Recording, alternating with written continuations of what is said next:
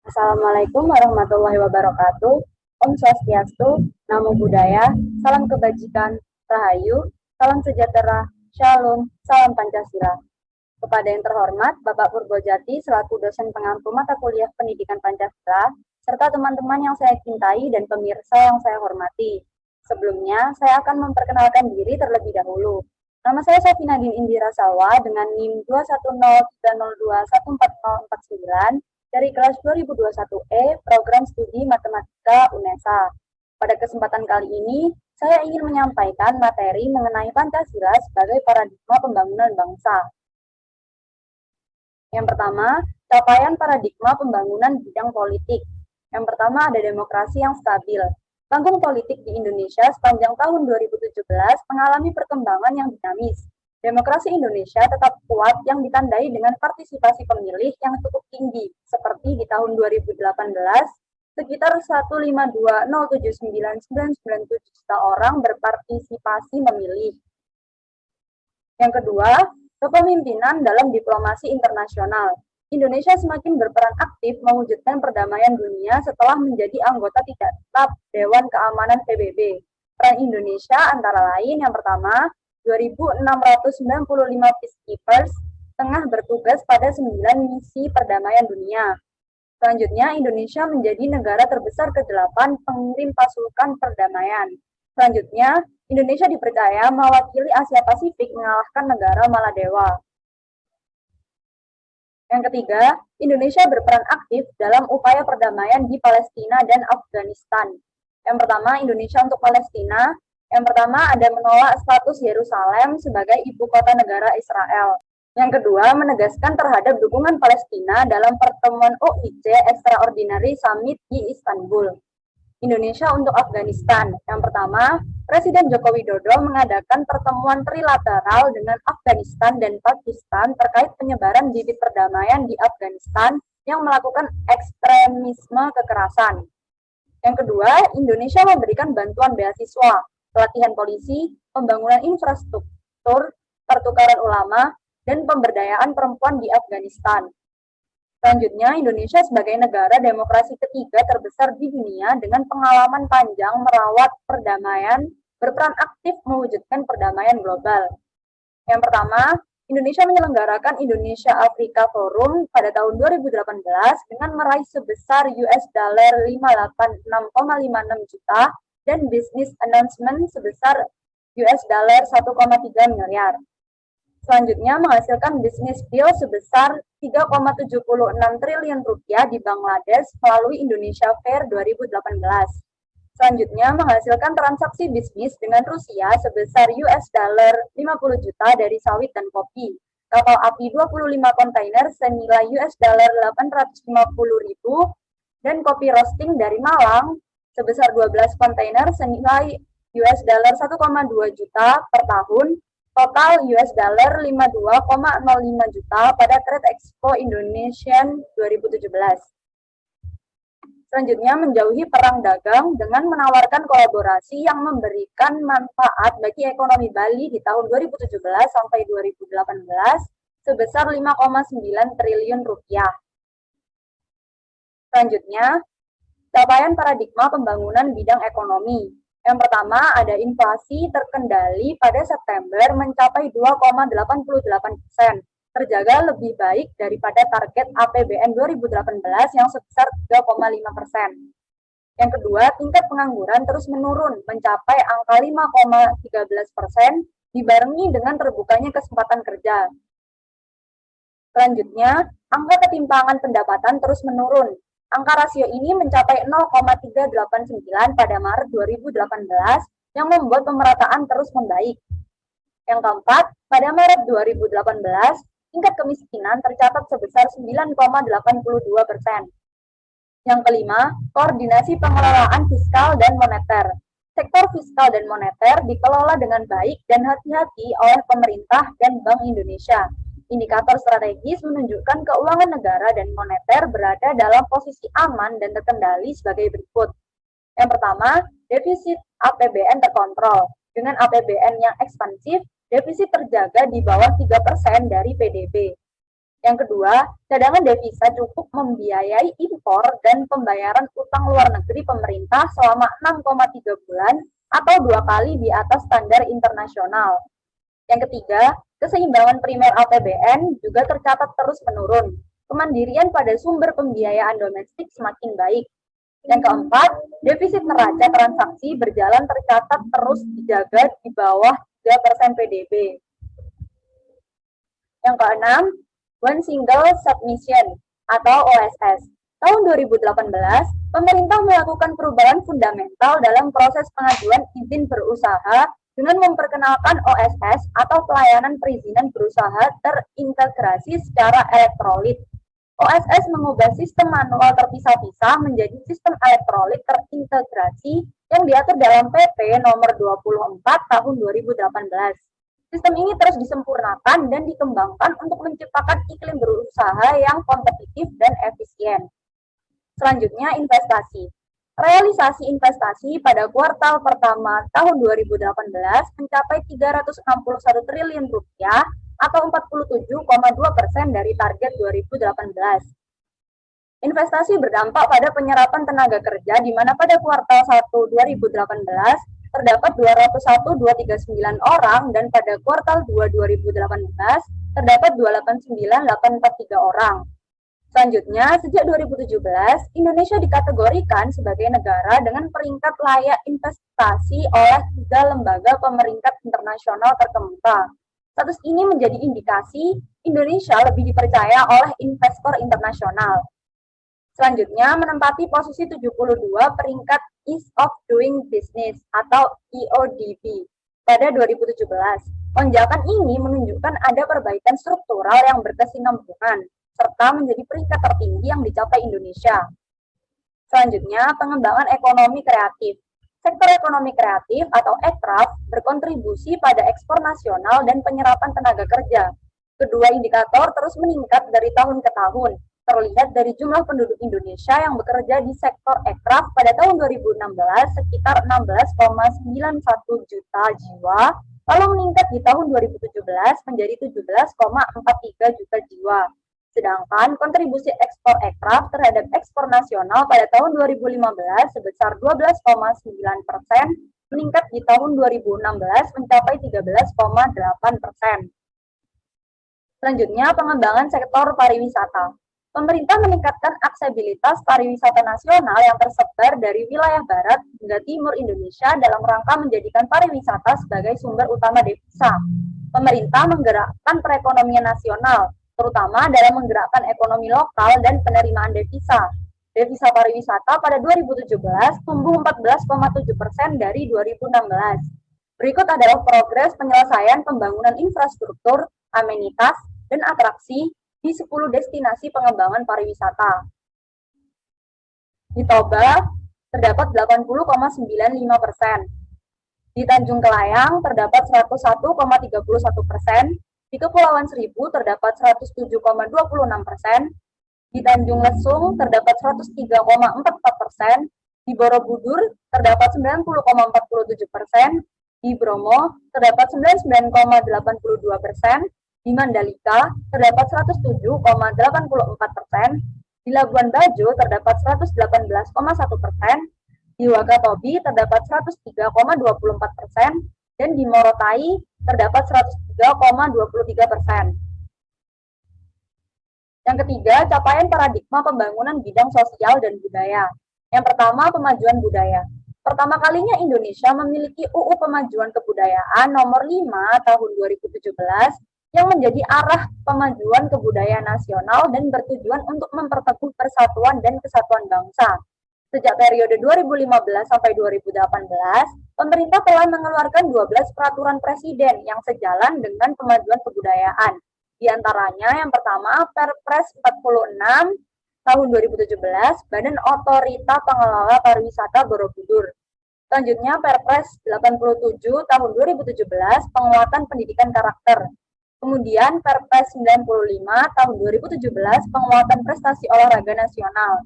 Dilanjutkan Perpres 38 tahun 2018 tentang rencana induk riset nasional. Kemudian Perpres 65 tahun 2018 tentang pokok pikiran kebudayaan daerah dan strategi budaya. Selanjutnya, penetapan warisan budaya tak benda. Berdasarkan Undang-Undang Nomor 5 Tahun 2017 tentang Pemajuan Kebudayaan, ditetapkan 255 warisan budaya tak benda dalam acara apresiasi warisan budaya tak benda tahun 2018. Kemudian telah diserahkan sertifikat penghargaan kepada 30 provinsi yang karya budayanya telah ditetapkan menjadi warisan budaya tak benda Indonesia. Dengan penetapan ini, Indonesia memiliki 819 warisan budaya tak benda dan 8.065 karya budaya. Selanjutnya, pemajuan budaya maritim. Sebagai negara kepulauan, Indonesia telah menjadikan maritim sebagai bagian dari kebudayaan Indonesia. Indonesia juga meraih penghargaan dunia karena budaya maritimnya. Pada Desember 2017, seni pembuatan perahu pinisi di Sulawesi Selatan resmi ditetapkan ke dalam warisan budaya tak benda UNESCO. Selanjutnya, tradisi yang berasal dari Kabupaten Bulukumba ini adalah warisan perekat dan penjaga adat istiadat yang penggerakannya dilakukan secara gotong royong. Yang keempat, capaian paradigma pembangunan bidang pertahanan dan keamanan. Yang pertama, kontribusi industri pertahanan nasional.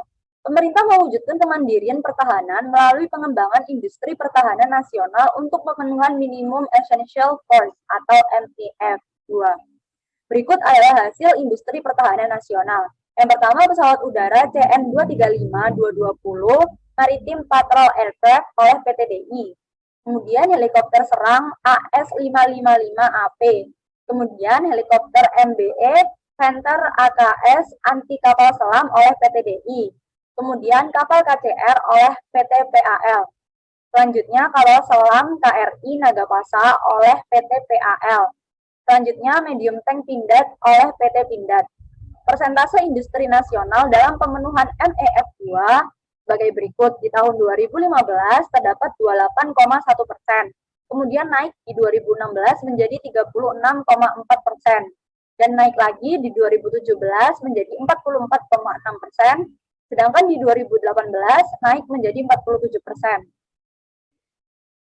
Yang kedua, perkembangan minimum essential force atau MEF 2. Pemerintah terus melakukan upaya peningkatan alat utama sistem pertahanan atau alutsista dalam rangka pemenuhan kekuatan minimum TNI atau minimum essential force atau MEF.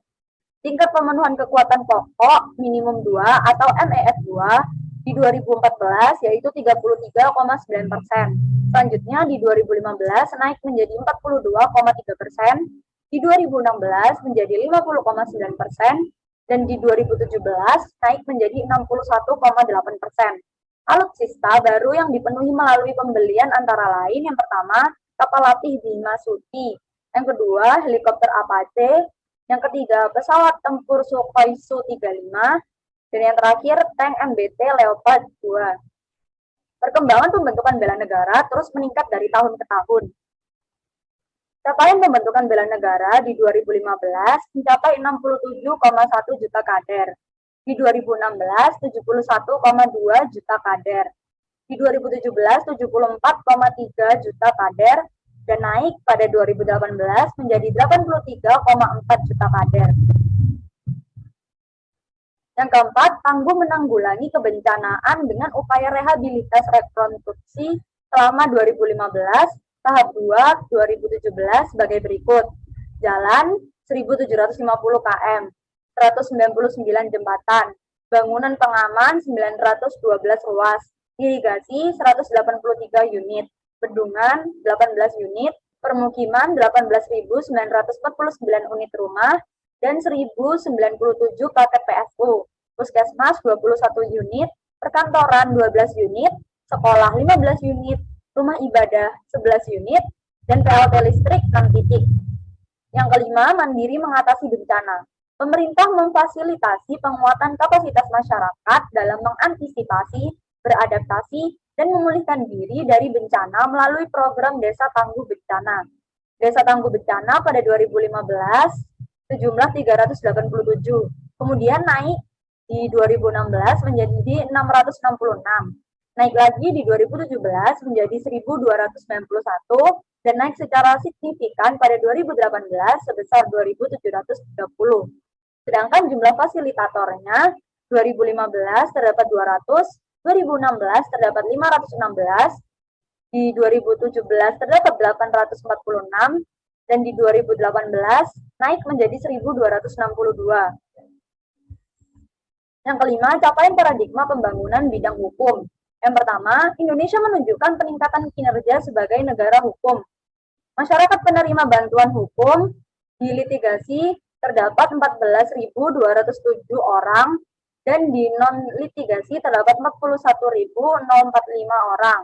Data bantuan tersebut sampai 31 Agustus 2018. Selanjutnya, program kabupaten atau kota peduli HAM untuk memenuhi hak hidup warga semakin meningkat. Jumlah kabupaten atau kota peduli HAM. Pada 2014 terdapat 56, 2015 terdapat 132, 2016 terdapat 228, dan 2017 menjadi 232.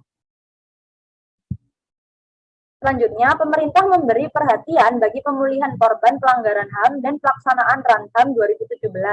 Pelaksanaan Ranham 2017 ini memberikan kemajuan dalam yang pertama, tersedianya lembaga pembinaan khusus anak atau LPKA baru dan pejabat struktural pemangkunya di 33 provinsi sebagai penunjang sistem peradilan pidana anak. Selanjutnya, 82% anak berhadapan hukum atau ABH diselesaikan melalui diversi. Selanjutnya, ketersediaan sarana dan prasarana ruang sidang anak di 160 satuan kerja di pengadilan negeri. Kemudian 17 provinsi dan 180 kabupaten kota memiliki program bebas pasung. Kemudian 17 provinsi telah memiliki kebijakan lokal untuk penanganan dan pelayanan kesehatan jiwa bagi orang dengan gangguan jiwa atau ODGJ. Yang keenam, capaian paradigma pembangunan bidang kehidupan umat beragama. Yang pertama, pelayanan haji. Pemerintah terus berbenah untuk memastikan umat Islam yang menjalankan ibadah haji mendapatkan pelayanan terbaik sehingga baik pula kualitas ibadahnya, sekaligus menjadi duta bangsa Indonesia. Upaya yang dilakukan adalah sebagai berikut. Yang pertama, peningkatan layanan hotel dan penyederhanaan wilayah pemondokan dari 9 menjadi 6. Kemudian penyederhanaan pendaftaran haji, memangkas administrasi dari 4 menjadi 2 langkah.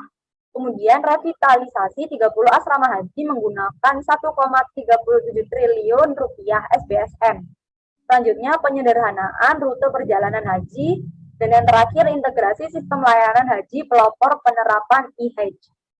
Indeks kepuasan jamaah haji meningkat dari 2014 yang mulanya 81,52 di 2015 menjadi 82,64. Selanjutnya di 2016 menjadi 83,83 dan di 2017 menjadi 84,85. Kemudian penurunan biaya penyelenggaraan ibadah haji dalam juta rupiah dalam 2014 yaitu 40,2. Di 2015 turun menjadi 33,9, di 2016 menjadi 34,6, di 2017 menjadi 34,8 dan di 2018 menjadi 35,2. Yang kedua, Indonesia melanjutkan dialog lintas agama secara bilateral dan multilateral dengan 30 negara dan 3 forum multilateral. Yang ketiga, mengembangkan dan membangun pemahaman Islam wasatiyat kepada dunia melalui high-level consultation of World Muslim Scholars on Wasatiyat Islam di Indonesia pada Mei 2018. Pertemuan ini menghasilkan Bogor Ulama Declaration for Peace. Yang ketujuh, capaian paradigma pembangunan bidang iptek. Yang pertama, ketersediaan infrastruktur telekomunikasi.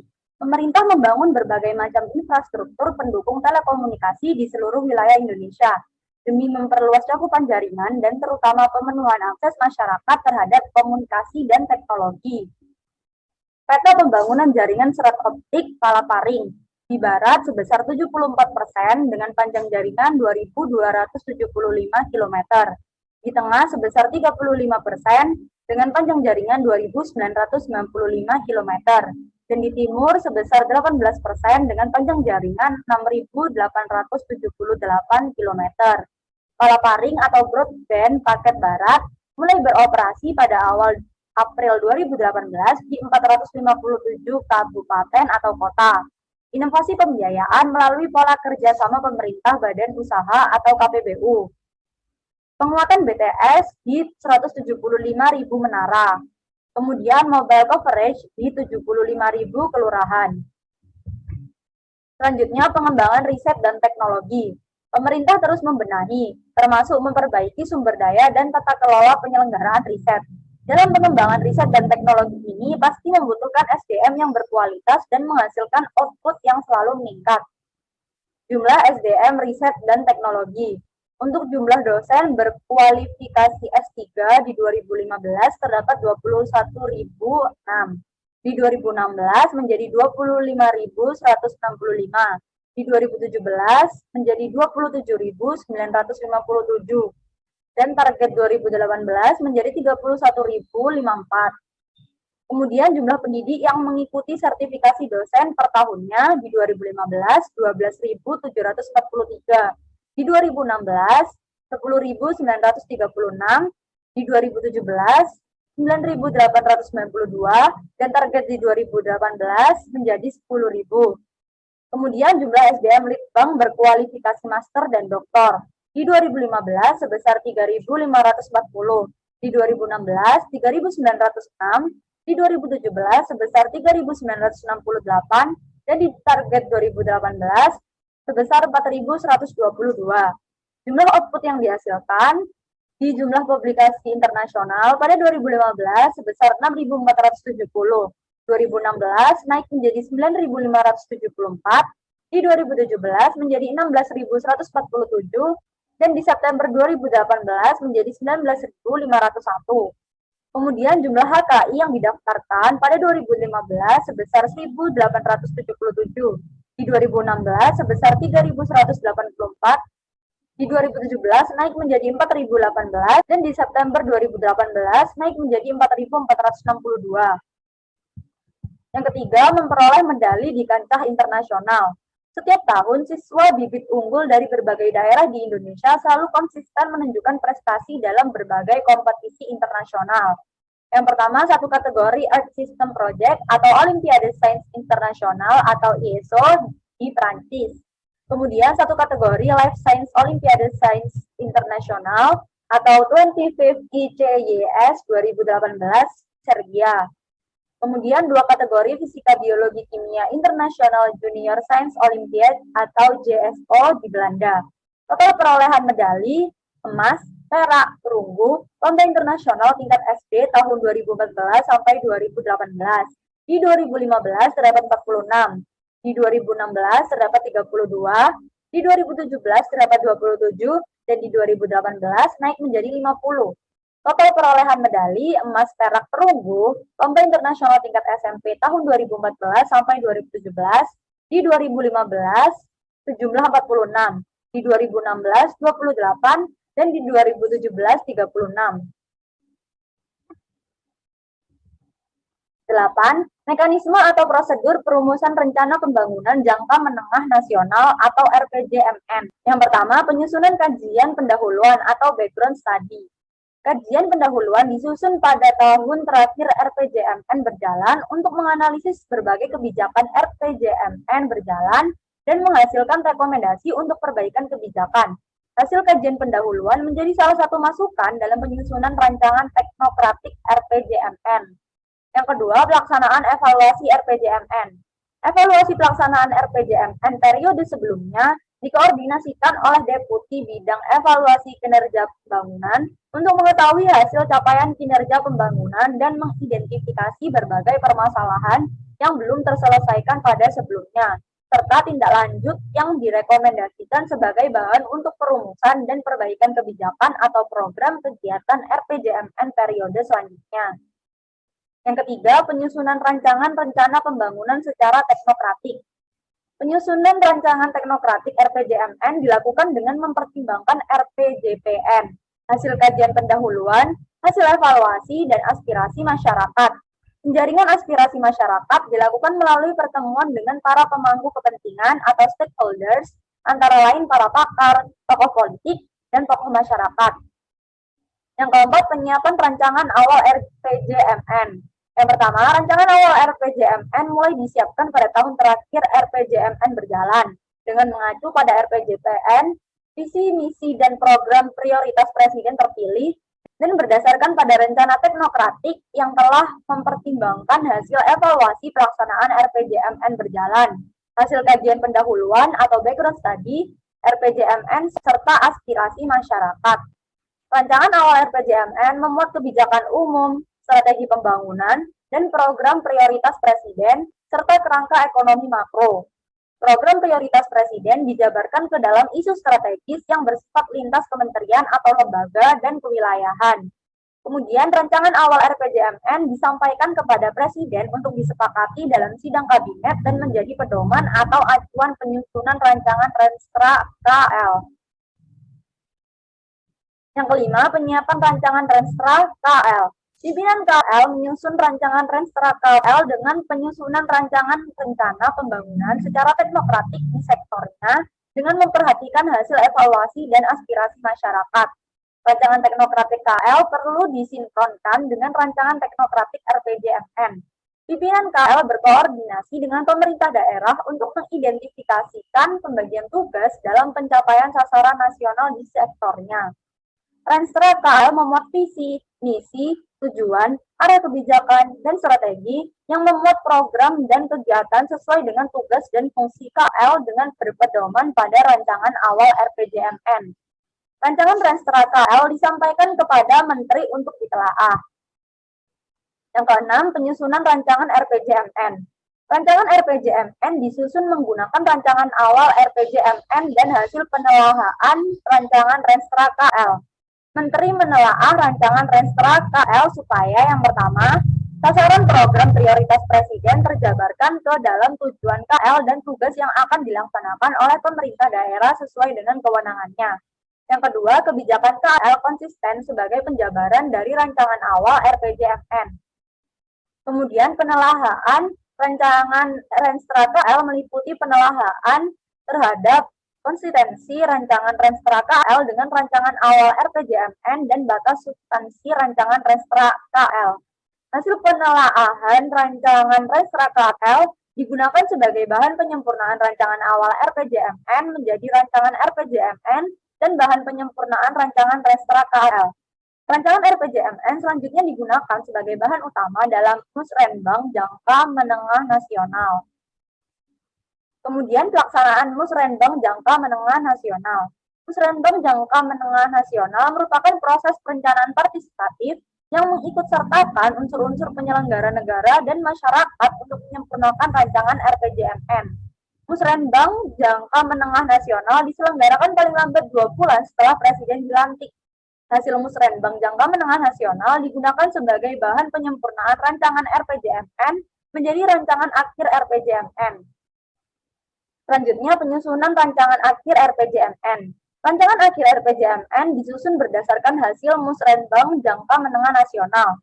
Rancangan akhir RPJMN dibahas dalam sidang kabinet untuk penyempurnaan. Kemudian penetapan RPJMN. Rancangan akhir RPJMN yang telah disempurnakan ditetapkan menjadi RPJMN dengan peraturan Presiden. Rancangan akhir RPJMN ditetapkan paling lambat 3 bulan setelah Presiden dilantik. Kemudian penyesuaian Renstra KL dan RPJMD dengan RPJMN. RPJMN yang telah ditetapkan digunakan untuk yang pertama, pedoman penyesuaian Renstra KL. Yang kedua, bahan penyusunan dan perbaikan RPJMD dengan memperhatikan tugas pemerintah daerah dalam mencapai sasaran nasional. Kemudian dilakukannya bilateral meeting penyesuaian Renstra KL. Kemudian, bilateral meeting penyesuaian Renstra KL bertujuan menjaga konsistensi dan sinergi sasaran dan arah kebijakan pembangunan yang tertuang dalam Renstra KL dengan yang ada dalam RPJMN. Kemudian dilakukannya bilateral meeting penyesuaian RPJMD dengan RPJMN. Kemudian, bilateral meeting penyesuaian RPJMD bertujuan menjaga konsistensi sasaran dan arah kebijakan pembangunan serta meningkatkan koordinasi dan kesepahaman dalam rangka mencapai sasaran pembangunan nasional. Sekian pemaparan materi dari saya. Apabila ada kurangnya, saya mohon maaf. Terima kasih.